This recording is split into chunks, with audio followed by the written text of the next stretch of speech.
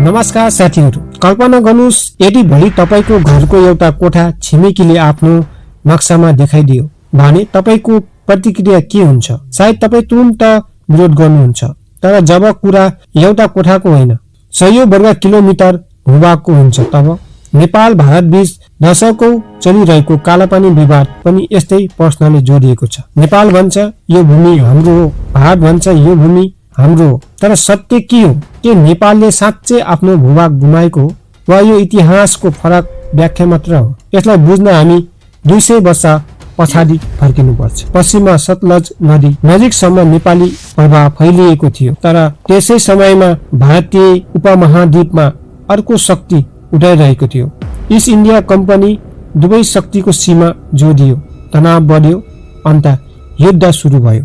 2 वर्षसम्म चलेको एङ्ग्लो नेपाल युद्धमा नेपाली सेनाले वीरतापूर्वक लड्यो, तर स्रोत र जनशक्तिको हिसाबले ब्रिटिस शक्ति धेरै ठूलो थियो। अन्त सन् 1816 मा नेपालले सुगौली सन्धिमा हस्ताक्षर गर्यो र यही सन्धिले आजको विवादको बिउ रोप्यो।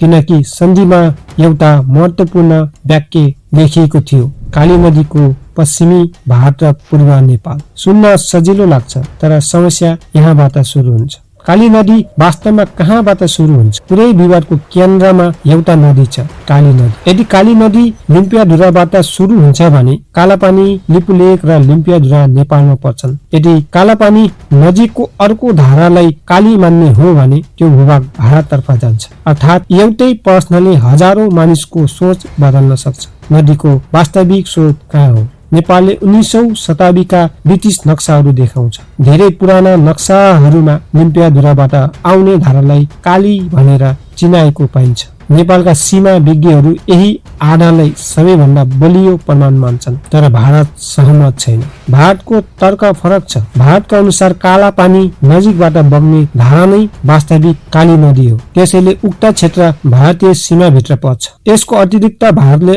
अर्को तर्क पनि दिन्छ, प्रशासनिक नियन्त्रण। किनकि दशकौंदेखि त्यो क्षेत्रमा भारतीय सुरक्षा उपस्थिति रहेको छ। अन्तर्राष्ट्रिय सीमा विवादहरूमा यस्ता प्रशासनिक तथ्यहरूलाई पनि महत्त्व दिन्छ। त्यसैले दुवै पक्ष आफ्नो दाबीमा अडिग छन्। त्यति बेला के भयो र भारतले लिम्पियाधुरा कालापानी क्षेत्रमा सैन्य अड्डा राख्नु पर्यो। सन् 1962 भारत र चीन बीच युद्ध भयो। त्यसपछि भारतले कालापानी क्षेत्रमा सुरक्षा चौकी स्थापना गर्यो। भारतको लागि यो राजनीतिक क्षेत्र थियो, किनकि यहाँबाट चीनतर्फ जाने महत्त्वपूर्ण मार्गहरू नजिक छन्। नेपालमा भने धेरैले यसलाई अतिक्रमणको सुरुवात मान्छन्, तर तत्काल विवाद खोजिएन र विवाद वर्षौंसम्म थन्किएर बस्यो। सन् 2019 मा भारतले नयाँ राजनीतिक नक्सा सार्वजनिक गर्यो। त्यस नक्सामा कालापानी भारतभित्र देखाइएको थियो। नेपालमा तीव्र विरोध सुरु भयो, तर वास्तविक विस्फोट 2020 मा भयो। भारतले लिपुलेक जोड्ने सडक उद्घाटन गर्यो। नेपालले कडा आपत्ति जनायो।